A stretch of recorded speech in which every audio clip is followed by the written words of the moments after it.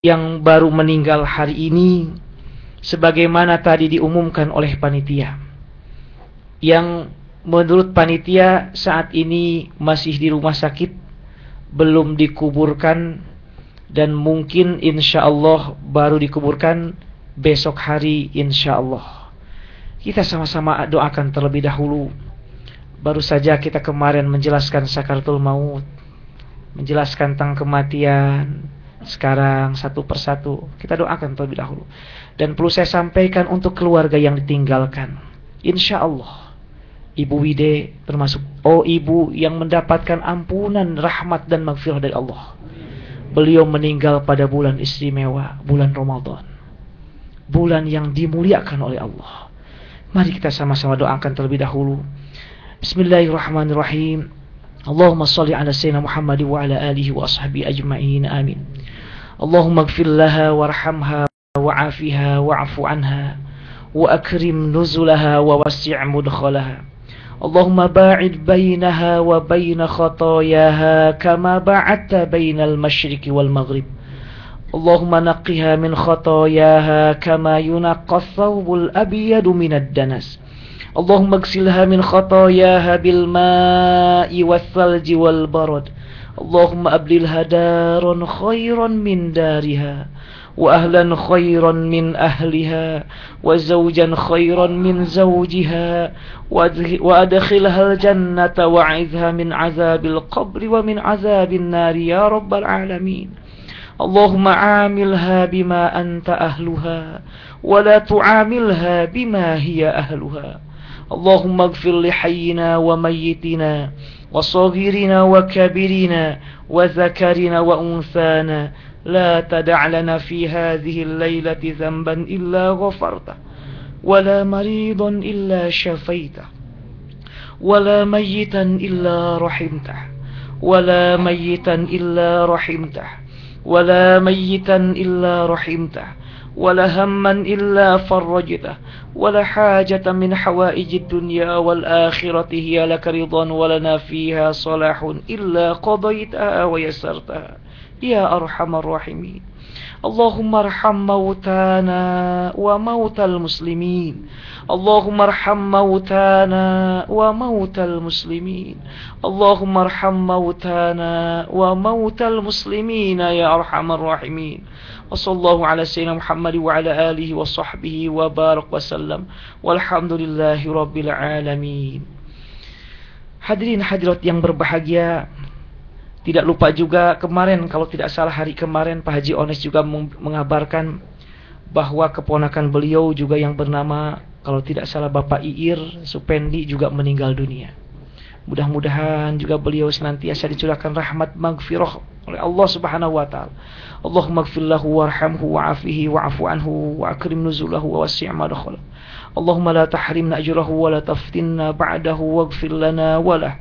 Allahumma yammin kitabah, Allahumma yassir hisabah, Allahumma nawwir qabrah, Allahumma a'idhu min azabil qabri wa min azabin nari ya rabbal alamin ya arhamar rahimin.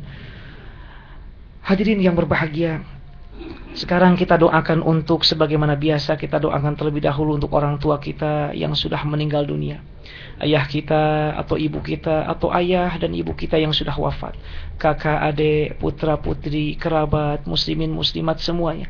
Ya Allah, semoga Engkau mengampuni segala dosa kesalahan mereka. Ya Allah, semoga Engkau menerima segala amal ibadah kebaikan mereka. Ya Allah, ya Rahman, ya Rahim, lapangkan kuburnya, berikan kenikmatan di alam kuburnya, jauhkan dari siksa kubur. Ya Allah, ya Rahman, ya Rahim. Ya Allah, curahkan rahmat, ridho, ampunan dan ridhomu untuk mereka, khususnya untuk orang tua kami yang telah tiada. Ya Allah, ya Rahman, ya Rahim, Engkau maha gagah, Engkau maha pengampun, Engkau maha penyayang, Engkau maha segala maha. Kami hanya mohon kepadamu, ya Allah, ampuni segala dosa kesalahannya, sayangi mereka ya Allah, di alam kuburnya juga di alam akhiratnya kelak. Allahumma ighfir lana wa liwalidina warhamhum kama rabbawna shighara. ولجميع المسلمين والمسلمات والمؤمنين والمؤمنات الأحياء منهم والأموات. Ya Allah, kami juga mohon kepadamu untuk orang tua kami yang masih ada di alam dunia ini, ayah kami atau ibu kami, atau juga mungkin ayah dan ibu kami, putra putri kami, kakak, adik, kerabat, handai tolan, juga muslimin muslimat semuanya yang masih ada di alam dunia ini. Ya Allah, ya Rahman ya Rahim, ampuni segala dosa kesalahannya. Ya Allah, terima segala amal ibadah kebaikannya. Ya Allah, mudahkan semua urusannya. Ya Allah, urusan-urusan akhirat dan dunianya. Ya Allah, jika seandainya orang tua kami atau satu dari dua orang tua kami ada yang sakit, sembuhkan ya Allah.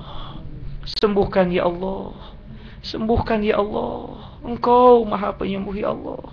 Tidak ada yang bisa menyembuhkan penyakit apapun selain Engkau ya Allah. Kami memohon dengan segala kerendahan hati, ya Arhamar Rahimin, ya Dzal Jalali wal Ikram, sembuhkan dia ya Allah, ya Rahman ya Rahim. Ya Allah, panjangkan umur mereka dalam keadaan sehat walafiat serta taat kepadamu, sehingga kami dapat lebih banyak mempunyai kesempatan untuk berbuat baik kepada mereka. Ya Arhamar Rahimin, ya Arhamar Rahimin, ya Dzal Jalali wal Ikram.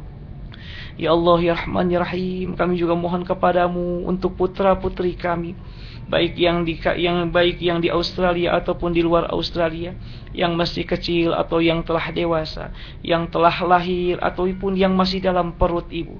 Ya Allah, jadikan mereka putra-putri yang solih dan solihah. Ya Allah, mudahkan semua urusan mereka ya Allah.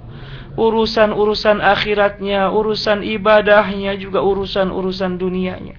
Mudahkan studinya, mudahkan rizkinya, mudahkan pekerjaannya, mudahkan jodohnya. Berikan jodoh yang soleh atau yang solihah ya Arhamar Rahimin. Jadikan mereka putra-putri yang soleh, yang berbahagia di dunia dan di akhirat kelak. Bimbing mereka ya Allah, dimanapun mereka berada. Bimbing untuk senantiasa dalam agamamu, dalam ridhamu, juga di jalanmu. Lindungi mereka ya Allah, dan jauhkan dari mereka setiap bala, musibah, bencana, penyakit, atau hal-hal yang lain yang tidak diinginkan, yang mereka tidak sanggup untuk memikulnya. Allahumma inna nastahfizuka wa nastaudi'uka adyanana wa anfusana wa ahlana wa auladana wa auladana wa auladana wa amwalana wa kulla syai'in a'taitana. Allahumma jammilna bil afiyati wa salamah wa haqiqna bit taqwa wal istiqamah wa a'idna min mujibatin nadamati yaumal qiyamah. Ya Allah, kami memohon, khususnya kami yang hadir pada kesempatan kali ini, duduk bersimpuh di rumah-Mu ya Allah.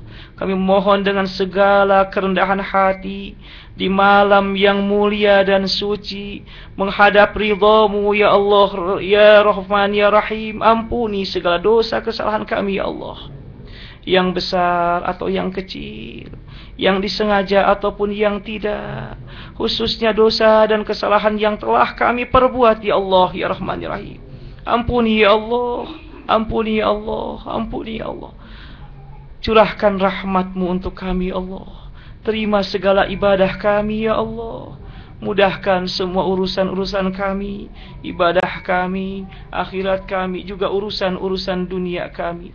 Berikan kepada kami ya Allah kesehatan lahir batin, jasmani dan rohani. Panjangkan umur kami dalam keadaan sehat walafiat dan taat kepadamu ya Allah. Ya Allah, ya Rahman ya Rahim, bimbing kami untuk senantiasa dalam agamamu, dalam ridhamu dan di jalanmu. Lindungi kami dimanapun kami berada. Jauhkan dari kami setiap musibah, bala, bencana, penyakit, hal-hal yang lain yang kami tidak inginkan, yang kami tidak sanggup memikulnya ya Allah. Ya Allah, ya Rahman ya Rahim, jika di antara kami yang ada yang mempunyai hajat, keinginan serta keperluan, kabulkan ya Allah hajat keinginan kami ya Allah, ya Rahman ya Rahim. Kabulkan seluruh hajat keinginan kami Allah, selama itu baik menurut Engkau dan baik untuk kami.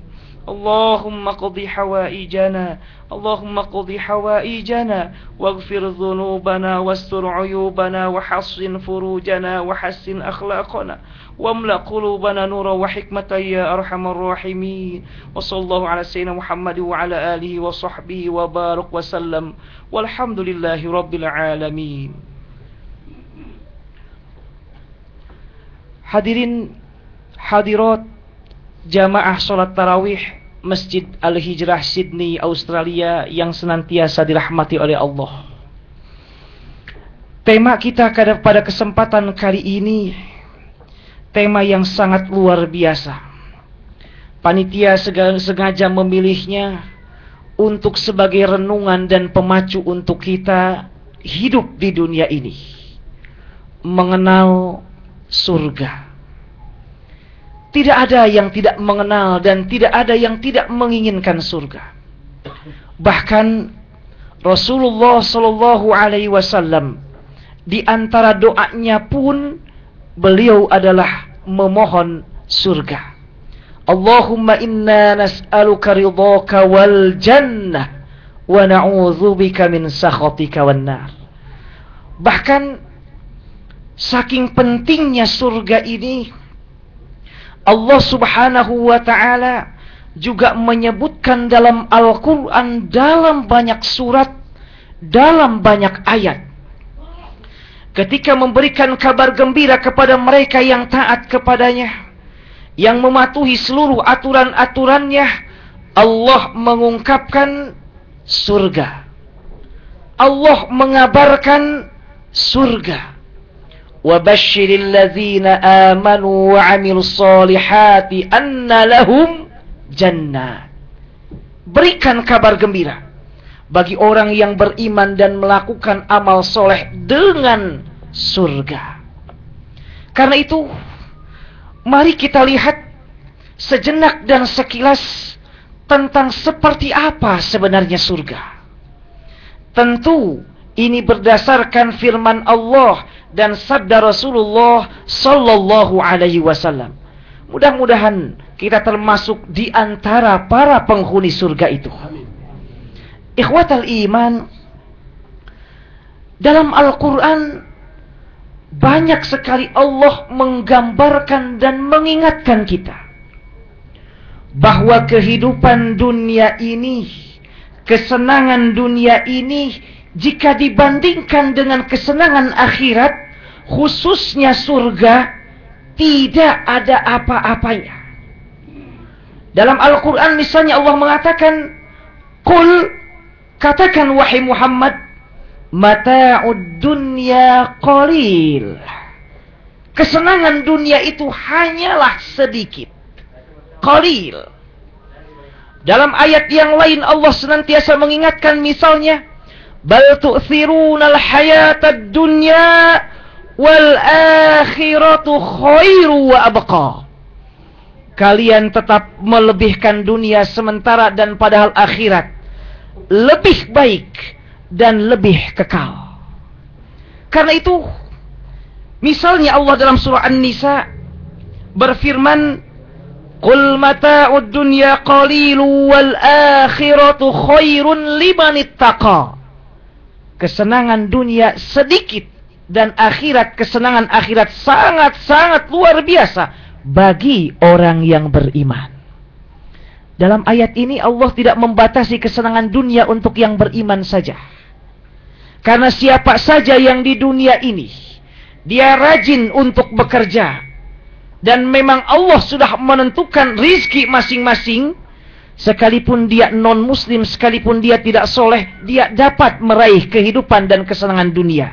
Tapi akhirat, Allah mensyaratkan akhirat hanya diberikan limanittaqo, bagi yang bertakwa. Surga hanya diberikan limanittaqo, bagi yang bertakwa. Karena itu, untuk sebagai gambaran betapa nikmatnya surga kelak pada hari kiamat, sangat amat luar biasa jika dibandingkan dengan dunia ini, mari kita lihat satu hadis yang diriwayatkan oleh Imam Muslim. Baginda Rasulullah sallallahu alaihi wasallam bersabda, wallahi, demi Allah. Ini kalau kita melihat sabda Rasul, hadis-hadis yang diawali dengan sumpah, Rasul bersumpah, ini menunjukkan pentingnya, istimewanya kabar yang akan disampaikan Rasulullah. Demi Allah, kata Rasulullah, mad dunya fil akhirati illa mithla ma yaj'alu ahadukum asabi'ahu hadhihi.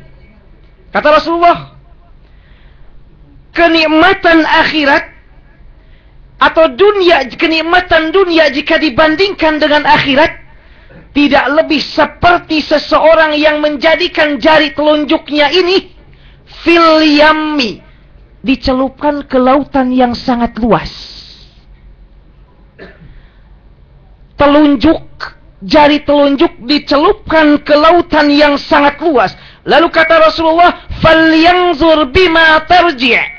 Lalu perhatikan apa yang diperoleh oleh jari telunjuk ini. Tidak ada apa-apanya.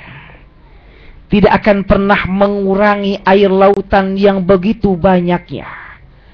Sebesar apapun jari telunjuk orang tersebut. Telunjuk orang Indonesia kecil-kecil. Kita ambil misalnya telunjuknya orang yang besar-besar. Dari Tonggok lagi. Dari Tonga. Tonggok. Dari Tonga. Teman-teman dari sahabat kita, saudara kita dari Tonga, badannya besar-besar, Masya Allah. Sebesar apapun telunjuknya, dicelupkan ke lautan yang begitu luas, lalu diangkat, tidak akan pernah mengubah dan merubah air laut. Itu gambaran kenikmatan dunia jika dibandingkan dengan surga kelak. Tidak ada apa-apanya. Amat, sangat tidak ada apa-apanya. Bahkan dalam hadis yang lain, hadis sahih riwayat Imam Bukhari, ingin menggambarkan betapa luar biasanya surga kelak. Rasulullah sallallahu alaihi wasallam bersabda, "Maudhi'u sautin fil jannah." Tempat seukuran pecut di surga kelak. Gambarkan pecut yang panjang, pecut yang dipakai oleh orang-orang kampung ketika menarik kuda. Odong-odong. Suka bawa pecut. Gambarkan pecut itu diletakkan di surga. Tanah yang berada di pecut itu, kata Rasulullah, tempat seukuran pecut tersebut di surga kelak, khairun minad dunya wa ma fiha. Lebih baik dari dunia dan seisinya. La ilaha illallah. Pecut, apalagi kalau Allah membangunkan rumah untuk kita di surga. Terlebih membangunkan istana untuk kita di surga. Ya Allah, seukuran pecut saja lebih baik dari dunia dan seisinya. Ingat, dunia seisinya, di dalamnya ada gedung-gedung tinggi, ada istana-istana para menteri dan para raja, ada wanita-wanita cantik, ada lelaki-lelaki gagah ganteng, ada emas, ada berlian, ada segalanya. Kata Rasulullah, itu tidak ada apa-apanya jika dibandingkan dengan hanya seukuran pecut atau camentik saja kelak di surga. Karena itu, mudah-mudahan kita tidak termasuk orang-orang yang tergiur dengan dunia melupakan akhirat kelak. Karena sebagaimana saya ulang berkali-kali, kalau saja seandainya ukuran di akhirat nanti kita ambil yang paling kecil, satu harinya seukuran 1000 tahun di dunia, maka umur kita jika Allah berikan 63 tahun atau 70 tahun, maka itu artinya umur kita di akhirat tidak lebih dari 1,5 jam saja. Allah, 70 tahun 1,5 jam di akhirat. Jangan sampai lupa akhirat. Lalu kita lihat hadis yang lainnya. Wah, hadis riwayat Imam Bukhari diterima dari Anas bin Malik. Betapa gambaran kenikmatan ke surga yang tiada taranya. Rasul menggambarkan dalam hadis sahih riwayat Imam Bukhari, kata Rasulullah, "Lau anna imra'atan min nisa'i ahlil jannati tala'at." Kalau seandainya seorang bidadari surga, awas, satu orang, enggak dua, enggak tiga. Kalau seandainya satu orang bidadari surga nongol Bapak Ibu ini nongol. Bukan turun, bukan menjelma, nongol. Saya mau keluar dari Masjid Al-Hijrah, badan saya nggak keluar, cuma muka saja. Plong keluar, itu artinya nongol. Kata Rasulullah, kalau seandainya satu bidadari surga nongol ke dunia, Allah la adha'at ma bainahuma, maka dunia ini akan menjadi terang. Nongol satu bidadari, dunia terang. Dalam hadis yang lain, riwayat sahih, hadis sahih, la dhahaba dhaw'u syamsi wal khabar. Ketika bidadari nongol saja ke bumi, maka itu sinar matahari, maka itu sinar bulan akan padam dan hilang. Ya Allah, satu bidadari, apalagi kalau 70.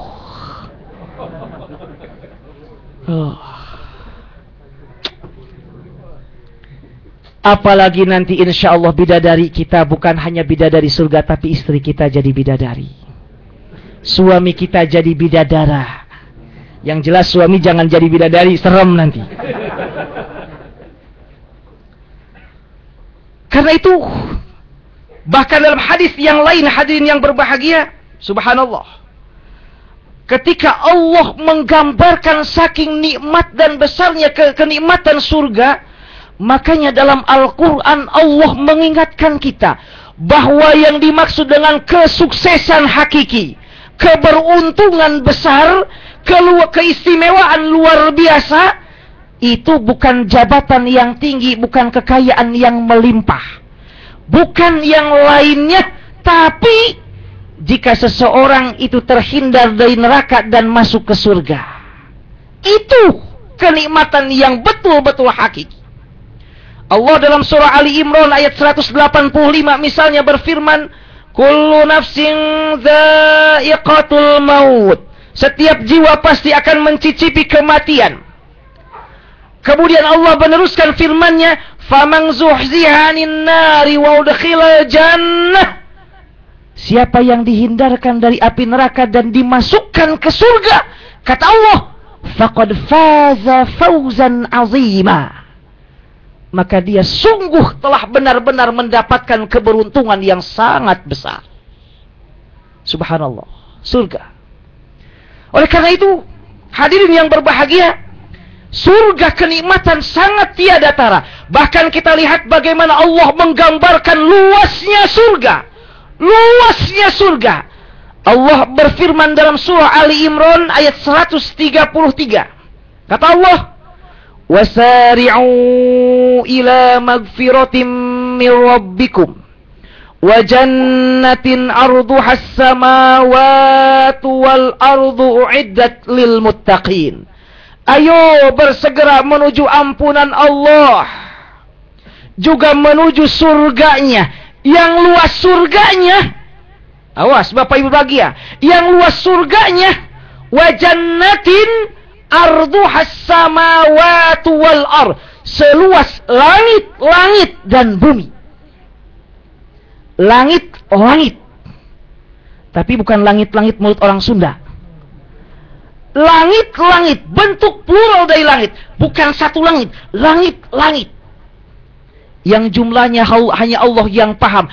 Kalaupun diambil hanya 7 lapis langit, ya salam, dunia aja yang seperti ini sudah luasnya demikian. Apalagi Allah menggambarkan luasnya surga, seluas langit dan bumi.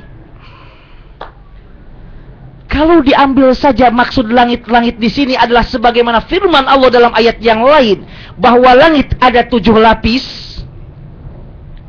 maka itu artinya surga seluas 7 lapis langit plus bumi. Ketika di Jenewa, ketika saya menyampaikan Ramadan seperti ini, lalu muncul pertanyaan, apa yang dimaksud dengan 7 lapis langit dari para jamaah? Saya bilang, saya bukan ahli astronomi, tapi saya mengutip perkataan Imam Ibnu Katsir dalam tafsirnya, Beliau mengatakan bahwa jarak dari satu langit ke satu lapis ke lapis yang lain, kalau tidak salah jumlah nominalnya, itu seukuran 50.000 tahun. Satu lapis ke lapis yang lainnya. Lalu ada orang Indonesia, si Akang, orang Bandung. Kebetulan beliau bekerja di PBB atau di perusahaan di Jenewa berkaitan dengan masalah astronomi, dan dia ahli dalam hal ini. Beliau pernah mengkaji dalam banyak buku tentang hal ini. Bahkan beliau menanyakan kepada para ahli astronomi tentang langit-langit lapis-lapis ini. Lalu apa kesimpulannya? Beliau mengatakan satu hal yang sangat-sangat tercengang. Apa kata dia? Bahwa dalam ilmu astronomi menurutnya dan menurut para ahli, bahwa apa yang kita saksikan saat ini dengan alat-alat super canggih di luar angkasa, mulai dari planet atau mulai dari ruangan-ruangan yang lain, menurut beliau itu baru langit yang pertama. Allah. Yang kita lihat, saya lihat ada di internet dulu, matahari kan paling besar. Ternyata ada planet yang lebih besar lagi, sehingga matahari seperti debu. Ada lagi. Itu menurut beliau baru langit tingkat pertama. Lalu saya tanyakan, kalau demikian yang tingkat keduanya seperti apa? Beliau mengatakan, wallahu a'lam. Ya salam. Surga bayangkan luasnya seperti apa. Luasnya langit-langit plus bumi. Kita saja di Australia, wah muter-muter berapa jam? Waduh, muntahlah, masuk angin lah. Surga. Karena itu, jangan sampai tergiur dunia, kemudian mengabaikan akhirat kelak. Bahkan, kita lihat sekarang gambaran surga sebagaimana sabda Rasul tentang bata-batanya atau barangkali lantainya.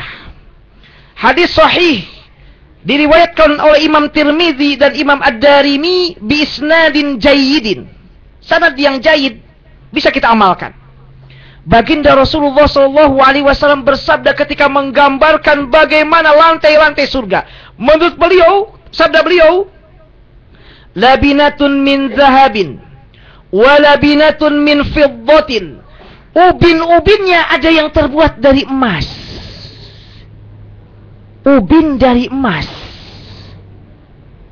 Sebagian yang lain ubin-ubinnya terbuat dari perak. Ya Allah. Surga seluas langit-langit demikian, ubin-ubinnya seluas itu terbuat dari emas. Allahu Akbar. Orang Indonesia sekarang sedang musim nyari emas ke beberapa pulau. Dia jual kekayaannya di rumahnya untuk menyewa orang mencari emas. Ketika mendapatkan emas sebesar ibu jari, girangnya minta ampun.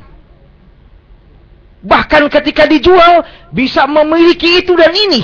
Surga jauh lebih dari itu. Ubin-ubinnya dari emas, dari perak.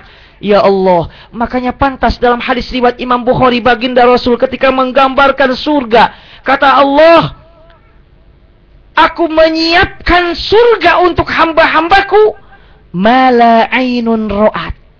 Belum pernah terpikir dengan mata, tidak akan pernah tergambar kenikmatan dengan mata. Wala uzunun sami'at, tidak akan pernah terdengar dengan telinga. Wala khotoro ala qalbi basar, tidak akan pernah terdetik dalam hati manusia. Saking luar biasanya.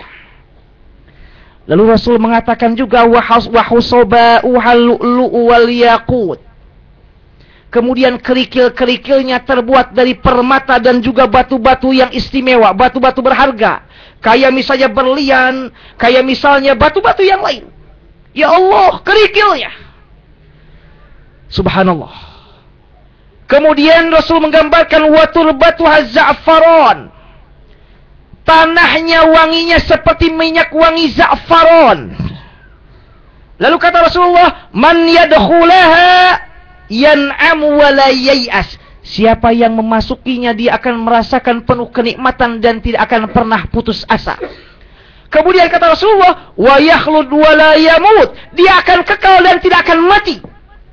Wa la yabla thiyabuhum wa la yafna shababuhum.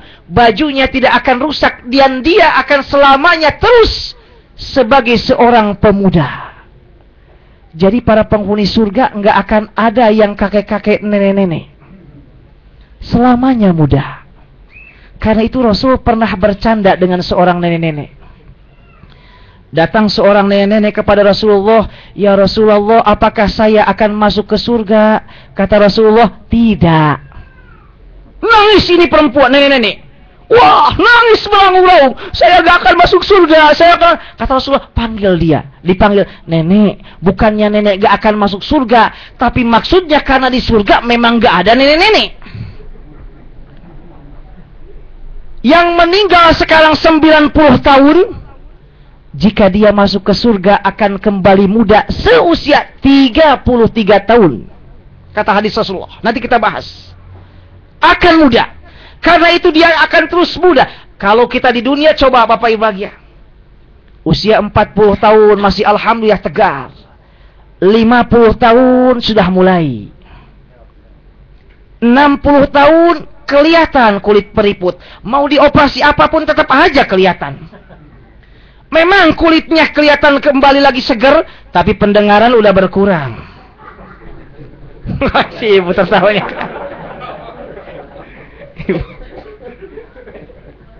Dioperasi apapun, hidungnya lah dioperasi, alisnya lah dioperasi. Wah, banyak sekali sekarang operasi. Mungkin boleh jadi giginya dioperasi, bibirnya dioperasi, kemudian kulitnya dioperasi. Banyak hal yang lain yang gak akan membohongi. Pendengaran, mata, pikiran, ingatan, banyak. Di surga tidak akan pernah demikian. Allah, gambaran ya Allah, ya Rahman ya Rahim. Bahkan bukan hanya itu, Rasulullah SAW menggambarkan betapa nikmatnya surga yang lainnya. Ketika Nabi Musa dalam hadis yang diriwayatkan oleh Imam Muslim, Nabi Musa pernah bertanya kepada Allah, "Ya Allah, saya ingin tahu seperti apa surga kelas paling ekonominya. Paling rendahnya seperti apa ya Allah surga, kenikmatan surga. Paling cemennya, paling kecilnya." Apa jawaban Allah? Hadis sahih riwayat Imam Muslim. Kata Allah, "Huwa rajulun yaji'u ba'dama udkhila ahlul jannati al-jannata."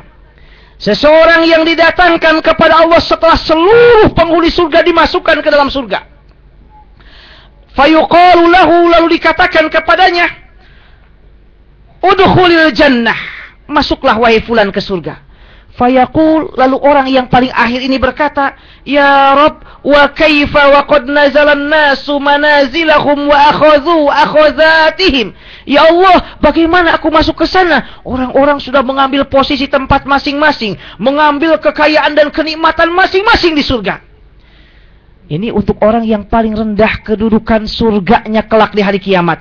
Lalu kata Allah, "Atardo ayyakuna laka mithlu mulki malikid min mulukid dunya?"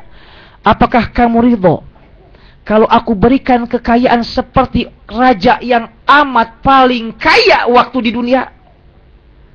Kekayaan raja yang paling kaya di dunia. Apakah ridho kalau aku berikan itu semua? Otomatis kata siapa? "Raditu ya Rabb." Oh, tentu ya Allah kami ridho. Aku ridho. Lalu kata Allah, "Lakadzalika wa mithluhu wa mithluhu wa mithluhu wa mithluhu." Bagimu itu semua kekayaannya didabelkan sampai 5 kali lipat. Saya mau bertanya, siapa orang yang paling kaya sekarang? Bill Gates. Misalnya. Atau kita ambil yang ada dalam Al-Quran saja. Karena sulit mengecek kekayaannya beliau. Kita lihat Allah ketika menggambarkan orang-orang paling kaya, kikir siapa Bapak Ibu ya? Qarun. Saking kayanya si Qarun, kekayaan nyampe ke Indonesia. Setiap mendapatkan harta di dalam tanah disebut harta apa? Harta karun. Karun bahasa Indonesia, bahasa Arabnya Qarun. Qarun sampai Allah menggambarkan dalam surah Al-Qasas, saking kayanya Qarun, itu kunci gudang-gudang kekayaannya gak sanggup lagi dipikul oleh orang-orang yang tinggi besar. Yang memikulnya unta. Dan bukan satu. Sekian banyak unta. Harus jujur, manusia, jangankan dengan malaikat, dengan Allah, dengan hewan pun, tenaga kita belum ada apa-apanya. Unta. Kunci-kuncinya dibawa dengan sekian banyak unta. Ya wajar, dulu kan belum ada ATM. Dulu yang disebut dengan kekayaan itu adalah emas, budak-budak, kemudian juga hewan. Pernah Qarun sebagaimana ditafsirkan oleh Imam Ibnu Katsir ketika menafsirkan dari ayat Al-Qasas tersebut, pernah pamer kekayaan, dia membawa sekian budak, banyak sekali. Kemudian hewan-hewan luar biasa. Padahal dulu Qarun asalnya itu sebagian riwayat sepupunya Nabi Musa. Awalnya orang miskin. Miskin dan soleh. Itu awalnya. Lalu dia memohon kepada Nabi Musa untuk didoakan agar kaya. Biasa manusia ketika susah dekat dengan Allah. Akhirnya Nabi Musa mendoakan, dan ketika dia sudah kaya lupa dengan Allah. Sampai Allah marah. Allah tenggelamkan Qarun. Sampai sekarang di Mesir ada di daerah provinsi namanya Fayyum, satu danau yang disebut dengan Buhairah Qarun, Danau Qarun. Menurut para sejarawan, menurut para ahli, di danau itulah Qarun ditenggelamkan. Danau ini luasnya panjangnya 30 km. Lebarnya diperkirakan 10 km. Dan di danau ini muncul ikan yang oleh orang-orang Fayyum dikenal dengan ikan Musa. Enak rasanya, mahal harganya. Qarun. Lalu Syekh Mahmud Silim Hasan, Profesor Dr. Silim Hasan, beliau mempunyai kitab bernama Mausu'ah Mis Al-Qadimah, 25 jilid. Itu ensiklopedi yang berbicara tentang Mesir kuno. Seorang ahli, profesor ahli nomor 1 di Mesir tentang Mesir kuno, Muslim, dari Cairo University. Saya punya buku tersebut. Dalam salah satu juznya beliau mengatakan dan menyebutkan satu kisah. Itu kan kisah Qarun dalam perjanjian lama gak disebutkan. Coba Bapak Ibu lihat dari awal pasal sampai terakhir Nabi Musa meninggal dunia berbicara tentang perjanjian lama, tidak ada satupun kisah yang disebut kisah Qarun. Hanya dalam Al-Quran, hanya dalam Islam. Karena itu seorang peneliti dari Eropa yang beragama non-muslim datang penasaran ke danau tersebut, ingin mengecek apakah benar seperti itu. Ada kisah Qarun, di sini tenggelamkannya. Menurut beliau, dikisahkan dia kaji kemudian kedalaman tersebut dengan alat super canggih. Kesimpulannya menurut dia bahwa ribuan tahun yang lalu di tempat tersebut terjadi gempa yang amat sangat dahsyat. Karena itu kemudian dia meyakini bahwa kisah Qarun itu ada dan benar adanya. Sampai menurut Dr. Silim Hasan dalam buku tersebut, dengan izin Allah dia mengucapkan 2 kalimat syahadat. Hanya kekayaan Qarun ini sampai sekarang belum didapatkan. Itu kalau ke Mesir dulu, sejak masa kerajaan sebelum revolusi, kalau kita lihat sejarah, orang-orang dari Eropa berduyun-duyun nyari harta karun. Dan Coba kalau Bapak Ibu kalau berangkat ke Prancis atau ke Inggris atau ke negara yang lainnya, itu peninggalan-peninggalan Mesir kuno ada di mereka. Gak mungkin mereka punya, pasti ngambil dari Mesir. Dan ironisnya orang Mesir baru ngeh bahwa mereka itu banyak harta karun di bawahnya setelah orang Eropa berduyun-duyun ke Mesir. Ada apa mereka ke sini ya? Baru setelah itu, bahkan dikisahkan menurut Dr. Rusdi Badrawi, itu di daerah Aswan ada penduduk miskin Mesir, dia mendapatkan harta karun baru setelah 10 tahun dia ngaku ke pemerintah, saya mendapatkan ini setelah dia jual-jual ke orang-orang Eropa. Orang Mesir kan gak ngerti, yang kampung-kampung dia dapat uang $100 lumayan, diambilkannya misalnya ada kayu, padahal itu ada nilai sejarahnya, bahkan boleh jadi itu adalah emas atau boleh jadi berlapiskan emas. Dijual $100 lumayan. Oh, lumayan. Padahal ini harganya berapa miliar ini. Korun. Lalu saya penasaran kenapa ini harta korun belum didapatkan. Karena sekali-sekali saya juga mau nyari ini. Dapat emas segelempang gini kan lumayan. 20% dulu keluarkan. Saya penasaran karena belum didapatkan. Ada yang menceritakan itu didapatkan harta korun ini. Lalu saya buka lembaran tafsir-tafsir At-Tabari, Al-Qurtubi, Ibnu Katsir dan yang lainnya. Para ahli tafsir mengatakan itu kekayaan korun yang begitu banyaknya, luar biasanya. Allah tenggelamkan, Allah makan oleh itu bumi, dimakan oleh bumi. Sampai kata para ahli tafsir, sampai bumi lapis ke-7. Saya penasaran. Bertanyalah ke tukang minyak. Bukan minyak-nyak itu. Ahli perminyakan. Tentang yang suka tahu tentang masalah pertanahan.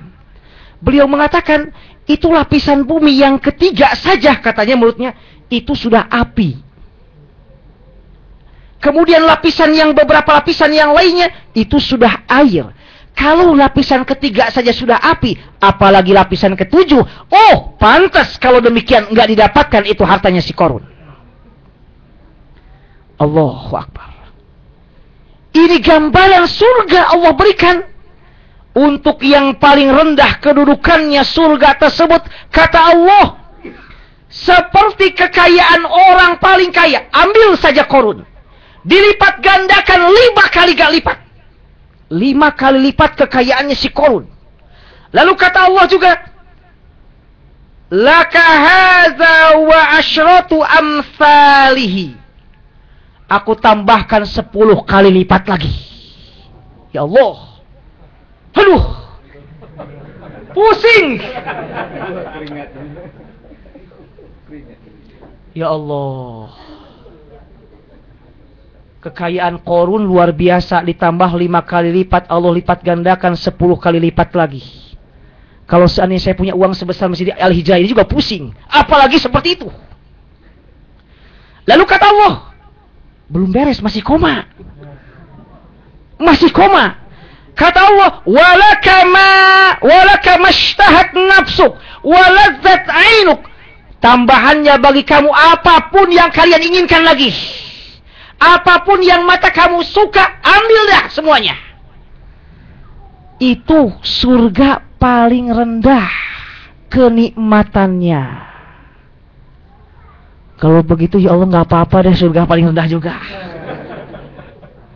Daripada neraka. Tapi targetnya jangan demikian, surga paling rendah aja targetnya, nanti jempung ke bawah neraka. Targetnya surga Firdaus paling tinggi, nyemplung ke bawah surga Naim. Kalau targetnya sana kemudian nyemplung ke neraka, bahaya. Surga, ya Allah, coba bayangkan, itu kenikmatan surga paling rendah, apalagi kenikmatan surga paling tinggi. La ilaha illallah. Allahumma ij'alna min ahlil jannah. Ya Allah, semoga Engkau jadikan kami sebagai hamba-hambamu penghuni surga. Amin ya rabbal alamin.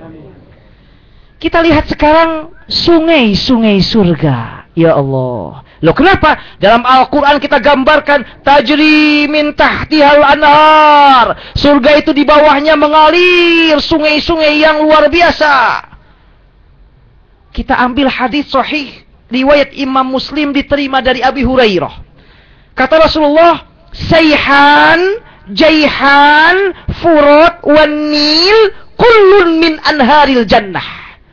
Ada 4 sungai surga yang Allah berikan untuk penghuni bumi. Apa? Sayhan. Yang kedua, jayhan. Yang ketiga, furat, Efrat di Irak. Yang terakhir, Nil. Sungai Nil di Mesir. Meskipun Nil sebenarnya nggak di Mesir. Sudan ada Nil juga, Ethiopia ada Nil juga.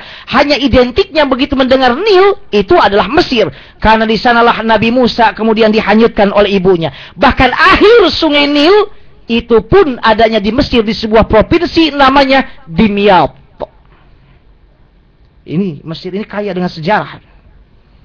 Nanti suatu saat kalau ada waktu, ada kesempatan, kita bahas tentang apa yang ada di Mesir. Mudah-mudahan. Jadi kalau Bapak umroh dari Saudi misalnya, bisa mampir ke Mesir. Tapi jangan sekarang, masih ribut. Mudah-mudahan sudah damai, aman, nyaman. Saya berpikir siapa aja lah presidennya, saya mau cari ilmu. Mudah-mudahan Muslim, Alhamdulillah. Muslim yang baik, taat. Surga. Lalu Imam Al-Khatib Al-Baghdadi dalam kitabnya Tarikh Baghdad, beliau mengatakan, 4 sungai surga ini, Sayhan, Jayhan, Furat, dan Nil. Kalau ibu-ibu punya putri atau punya cucu perempuan, kasih nama dia Sayhan. Sungai surga. Yang kedua siapa? Jayhan atau Jihan. Boleh panggilannya. Sungai surga. Yang ketiga, Furat, Efrat. Sungai surga. Yang berikutnya, Nil. Paling pendek, Nil. Kata Imam Al-Khatib Al-Baghdadi, Sayhan, ini ada kalau nggak salah di daerah sekarang, daerah Rusia. Sayhan dan Jayhan ini, sungai ini. Sayhan ini kelak di surga akan menjadi sungai air. Sungai air. Loh, kok bisa demikian? Bapak Ibu nanti lihat dalam surat Muhammad ayat 15. Allah menggambarkan sungai-sungai di surga. Kata Allah, firman Allah, "Matsalul jannati allati wu'idal muttaqun, fiha anharun min ma'in ghairi asin, wa anharun min labanin lam yataghayyar ta'muhu, wa anharun min labanin lam yataghayyar ta'muhu, wa anharun min khamrin lazzatin lisyaribin, wa anharun min asalim musaffa." Ada 4 sungai. Sungai air, sungai susu, sungai madu, sungai arak. Nah, kok ada sungai arak? Iya, minuman keras ada di sana, tapi gak memabukkan. Oleh karena itu, seandainya Allah melarang kita meminum minuman keras, kenapa? Kalau kita tidak meminum minuman keras, insya Allah di surga Allah sediakan minuman keras. Tapi enggak mengeraskan, enggak juga membuat mabok dan teler. Apalagi hilang akal, apalagi gila, enggak. Minuman kerasnya nikmat. Luar biasa. Bahkan Allah menyiapkan untuk kita nanti minuman-minuman itu, minuman arak-arak ini, bukan per botol, bukan per drum, sungai langsung. Mabok-mabok dah. Ya Allah, para pemuda di Indonesia, para pemuda dimanapun juga, atau juga mungkin bapak-bapak, jauhi minuman keras. Jangan engkau teguk sekalipun hanya seteguk. Rasul mengatakan minuman keras itu adalah induknya dosa. Dikisahkan Harut dan Marut menurut sebuah riwayat. Para ulama mengatakan dhaif, tapi dikutip oleh para ahli tafsir dari At-Tabari sampai Ibnu Katsir, kita ambil. Ketika Harut dan Marut diturunkan di daerah Iran, ini 2 malaikat yang oleh Allah ingin dicoba. Kenapa? Karena Harut dan Marut mengatakan, kenapa engkau utus manusia sebagai pemimpin di muka bumi? Kenapa enggak kau ambil kami malaikat yang selalu bertasbih? Kata Allah, sekarang pilih malaikat yang paling pilihan. Dipilihlah Harut dan Marut, kata Allah, saya akan turunkan ke bumi, saya akan berikan nafsu sebagaimana yang aku berikan kepada manusia.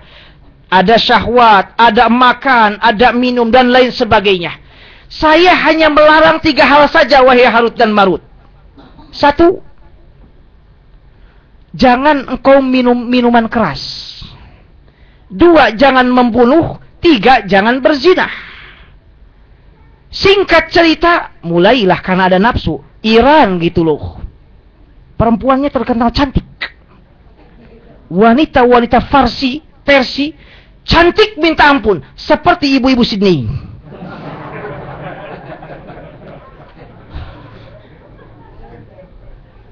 Lalu, mulailah timbul hasrat. Dilihatnya dia berpikir kalau seandainya saya berzina, saya melakukan dosa bukan saya, tapi dia juga barangkali punya anak, punya ini. Enggak deh, madaratnya lebih besar. Lalu berpikir ingin membunuh orang yang mengesalkan, berpikir kalau saya membunuh, yang dibunuhnya punya ini. Lalu setelah berpikir, nampaknya yang paling ringan dosanya minuman keras. Karena saya minum sendiri, saya mabok sendiri, jatuh sendiri, beres, yang lain gak rugi. Itu pikir pertama. Diambillah itu minuman keras, diminum. Lalu yang terjadi jauh dari perkiraan. Setelah dia mabuk, dia pun berzinah. Setelah itu, dia pun membunuh. Akhirnya dia mengambil minuman keras, dia lakukan justru 3 kesalahan yang dilarang. Ini sebagian kisah yang diperdebatkan oleh para ahli tafsir tentang Harut dan Marut, minuman keras. Nanti di surga, minuman keras Allah siapkan dalam bentuk sungai yang luar biasa. Bayangkan, kalau luasnya surga, langit-langit dan bumi, sebesar apa sungai dan seluas apa sungainya. Nyebur kita berenang di kolam. Terserah. Bukan hanya itu, susu pun bukan per botol, bahasa ngaji. Madu pun bukan per botol, bukan per drum, sungai. Saihan, kelak di surga akan jadi sungainya untuk air. Jaihan, kelak akan menjadi sungainya, sungai madu. Maaf, sungai susu. Ini menurut Al-Khatib Al-Baghdadi. Nil akan menjadi sungainya, sungai madu. Adapun Efrat akan jadi sungainya, sungai minuman keras.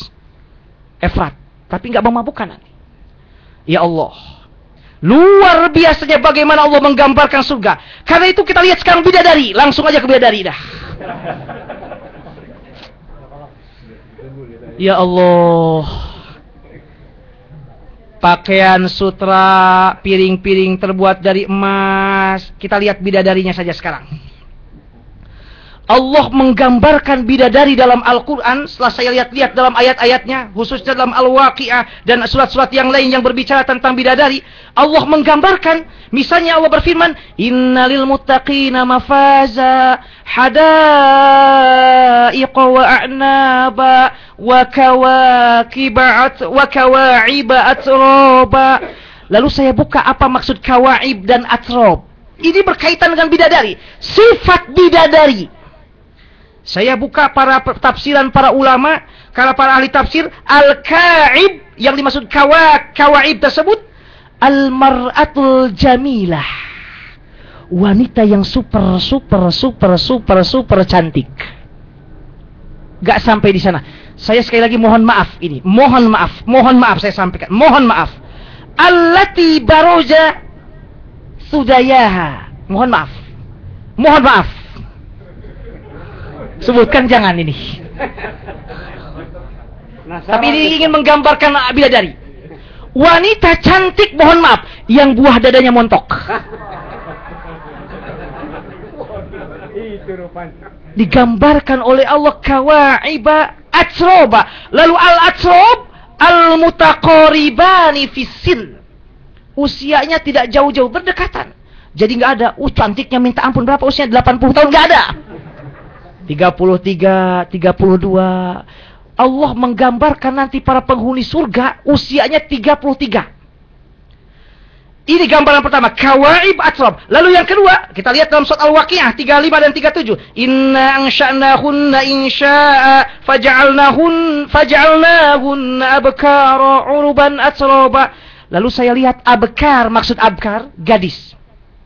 Para ulama mengatakan abkar ini, mohon maaf, si bidadari akan selamanya dan seterusnya dalam keadaan gadis. Sekali lagi mohon maaf, seberapapun banyak dia digauli. Bahkan bukan hanya itu, sampai digambarkan kalau ahli tafsir, lam yunkihhunna qablahum ahadun, belum pernah dinikahi oleh satupun manusia. Bahkan dalam Ar-Rahman, jangankan dinikahi dan disetubuhi, disentuh pun belum pernah ini bidadari. Tidak disentuh oleh manusia, juga tidak disentuh oleh jin. Siapa yang akan menyentuhnya? Bapak-bapak al-hijrah. Amin. Allah, ibu-ibu protes dah. Gambaran berikutnya dalam Al-Waqiah 22 dan 23. Bidadari ka'annahunnal yaqutu wal marjan. Dalam hal yang lain, dalam ayat yang lain, ka'annahunnal lu'lu'ul maknun. Al-lu'lu'. Ada yaqut wal marjan. Huwa hurun 'ain ka'amsalil lu'lu'il maknun. Seperti permata, seperti berlian, seperti mutiara. Masya Allah. Bidadari. Bahkan Rasulullah SAW juga mengingatkan dalam ayatnya Al-Baqarah 25, walahum fiha azwajum mutahharoh atau istri bidadari yang suci, kata para ahli tafsir. Mereka tidak pernah haid, tidak pernah nifas, tidak pernah pipis, apalagi buang air besar. Allah, bidadarinya gak pernah pipis, gak pernah meludah, gak pernah buang air besar, termasuk gak pernah kentut.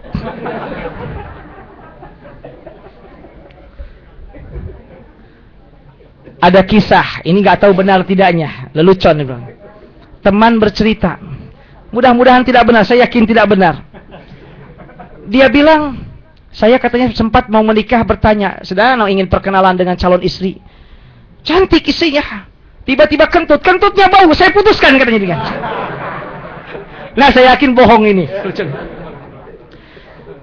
Ini bidadari nanti, sebanyak apapun dia makan ubi gak kentut. Ya Allah, ubi celembu lah, apa tidak akan kentut.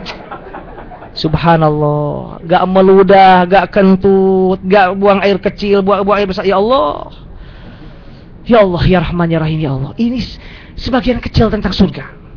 Bahkan saya ingin sampaikan khusus untuk ibu-ibu, bahwa nanti para bapak di surga minimal punya pasangan 2.